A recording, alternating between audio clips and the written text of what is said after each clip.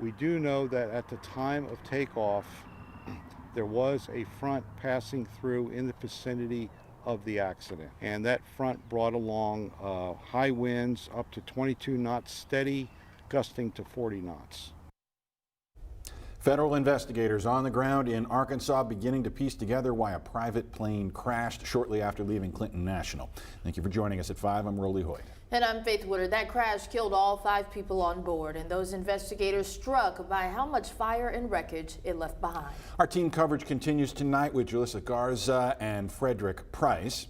And let's begin with Frederick, who moments ago heard from the NTSB. Frederick.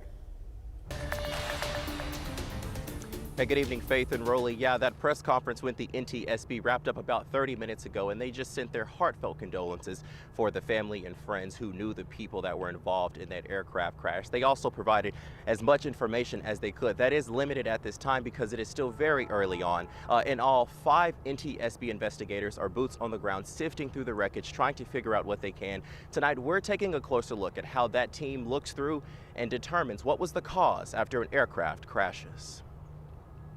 Hours after that devastating plane crash Wednesday afternoon, there are so many questions from investigators and aviation experts. It might not have been the plane or the weather, or it could have been a combination of a whole bunch of different factors. Richard Wyman leads Henderson State University's aviation department. He says a big factor investigators will likely look into are the weather conditions at the time of takeoff. You can have wind shear, which is a sudden change in direction of the wind, where you just all of a sudden lose all lift in the aircraft. Winds of at least 46 miles per hour were clocked around the time of the crash. The investigation will be lengthy. The NTSB's GO team is on the ground looking into what caused this. They'll be there, depends on the investigation, but typically a couple of days to document the wreckage. Investigators will be looking for maintenance and inspection records, pilot training, company records, and weather data. The point of the investigation is to determine the probable cause and also issue recommendations that could have prevented those. And because this investigation is thorough, the NTSB says the final report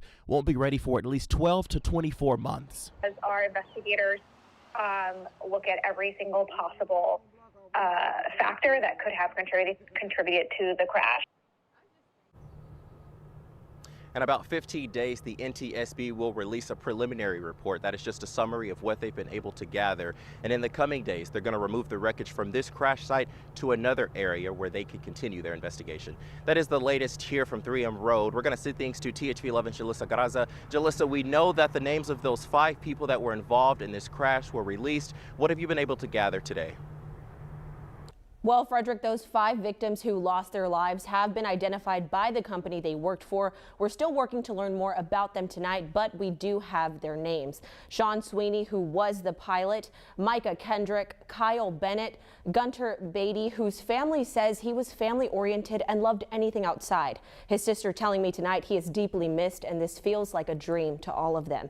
And Glenn Marcus Walker, whose family tells THV 11 he was kind, loving, liked to joke around, and if you knew him, you loved him. They say he's a piece of their family that is irreplaceable.